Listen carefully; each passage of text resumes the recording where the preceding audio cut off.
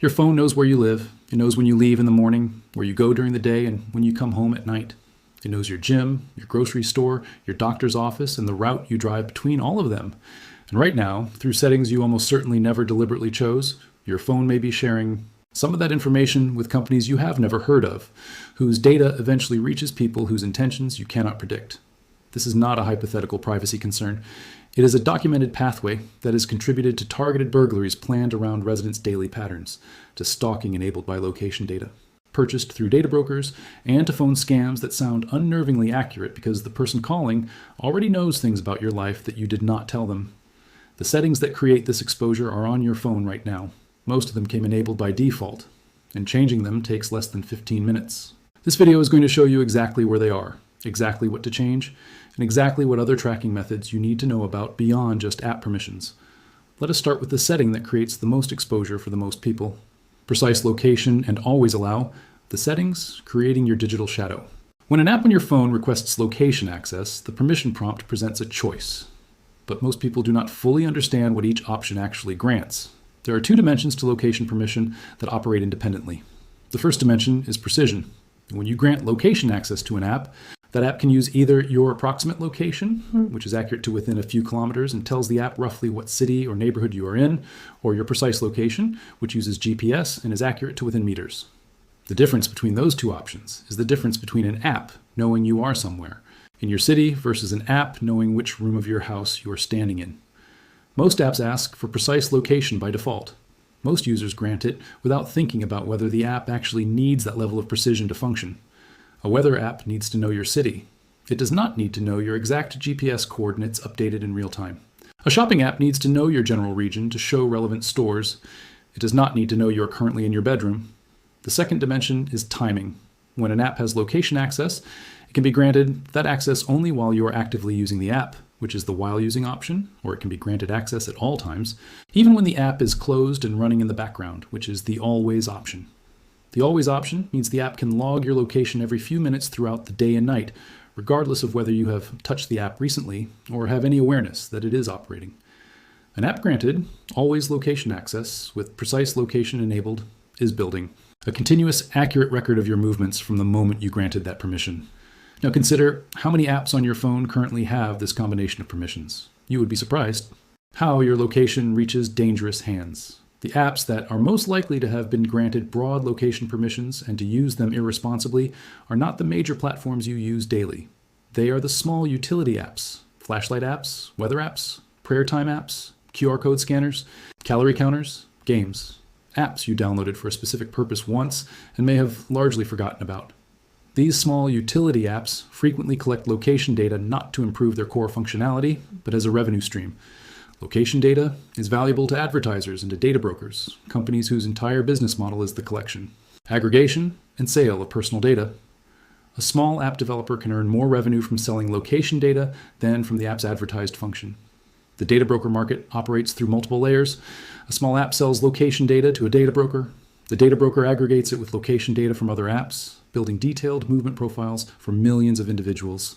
The broker then sells access to these profiles to other companies, which may themselves be data brokers who sell it again. By the time your location data has passed through 2 or 3 broker transactions, it may have been purchased by parties whose purposes are not entirely clear.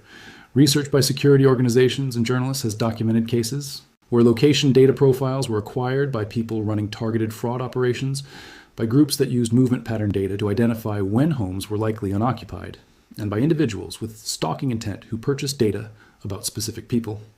The pathway from your phone to these harmful uses is not a hack or a data breach.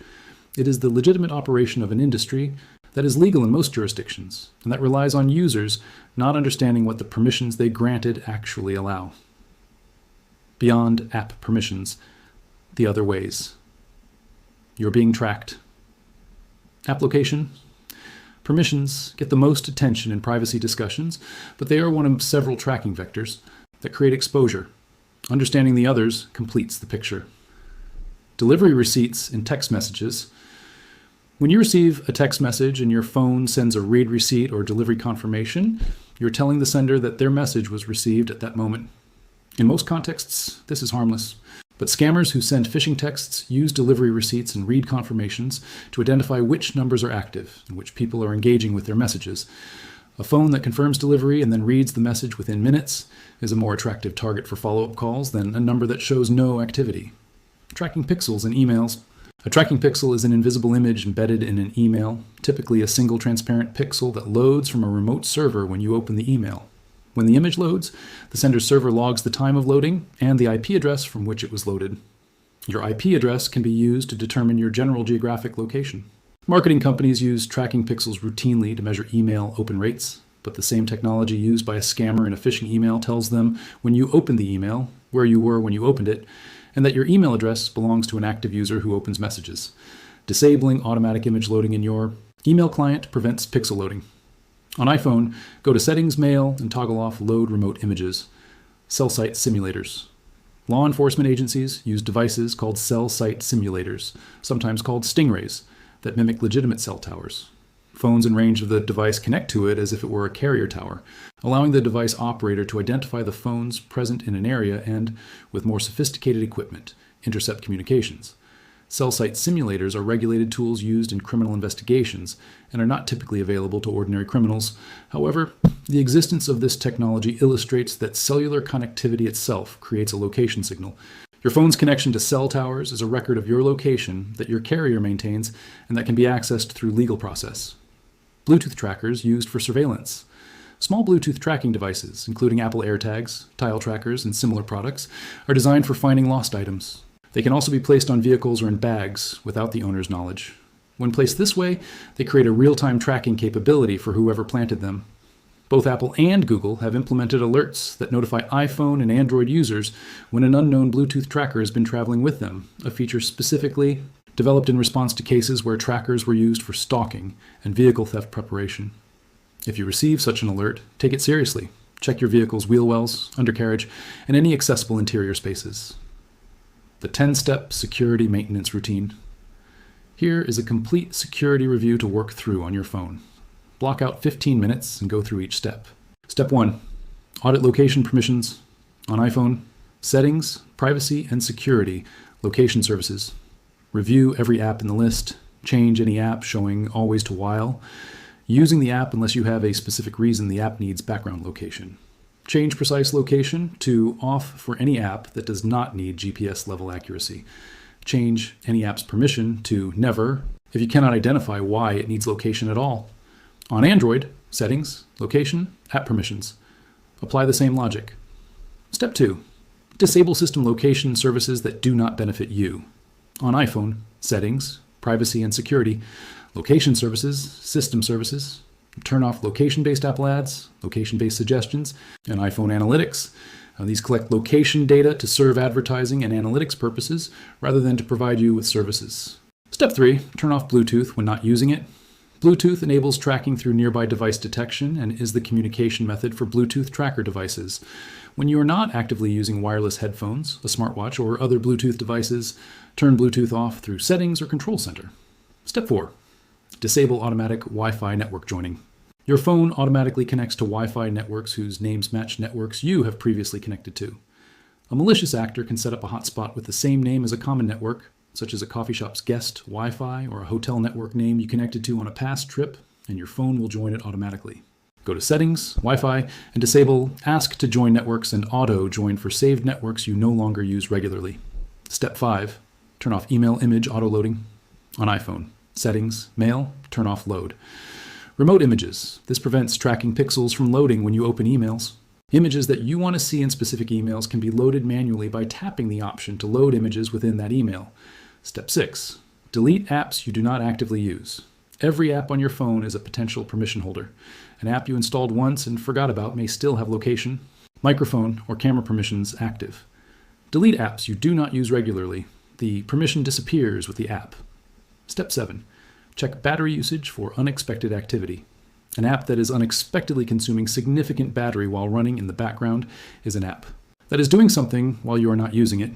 On iPhone, Settings, Battery, and review the list of battery usage by app. Any app you rarely use that shows significant battery consumption is worth investigating. Step 8. Check data usage for unexpected consumption. Similarly, an app consuming significant mobile data in the background is transmitting information. On iPhone, Settings, Cellular, and review the cellular data usage list. Unexpected high data usage from an app you do not use actively warrants either investigation or deletion. Step 9. Avoid scanning QR codes from unknown sources. QR codes are a convenient way to direct people to websites, but they are also a convenient way to direct people to malicious websites designed to harvest information or install unwanted software. QR codes in physical locations, in emails from unknown senders, or in text messages from numbers you do not recognize should be treated with the same caution as links in phishing emails. Step 10. Review notification preview settings. Your notification previews display message content on your lock screen, which can expose sensitive information to anyone who can see your phone. Go to Settings, Notifications, Show Previews, and set it to when unlocked rather than always. Physical safety protocols. 2 scenarios deserve specific protocols because the consequences of the wrong response are serious. If you believe you are being followed, do not drive home. Drive to a police station, fire station, or another location with consistent staff presence and tell someone what is happening. Going home when being followed gives the person following you your home address. If a stranger knocks claiming to have the wrong address or claiming you have their phone, do not open the door. Many residential break-ins begin with exactly this kind of approach to confirm whether someone is home and to assess the occupants. Communicate through the door, offer to call the police to assist, and do not open the door to someone you do not know regardless of the explanation they offer. The conversation. Worth having. The 15 minutes you spend on this review will close the most significant tracking exposures on your own phone. But the people in your life who are most at risk from location data exposure and the physical safety risks it creates may not be watching this video. Older parents who adopted smartphones for family communication may have granted permissions years ago when the prompts appeared and not thought about them since. Teenagers who install apps freely may have dozens of apps with location access they have not reviewed. Sitting down with the people you care about and walking through the location permission audit together is not an intrusion. It is the same kind of help you would offer if you noticed a safety hazard in their home. The settings are there. The risks are real. The fix is 15 minutes. Your phone does not have to be telling strangers where you live. Start with the location permissions,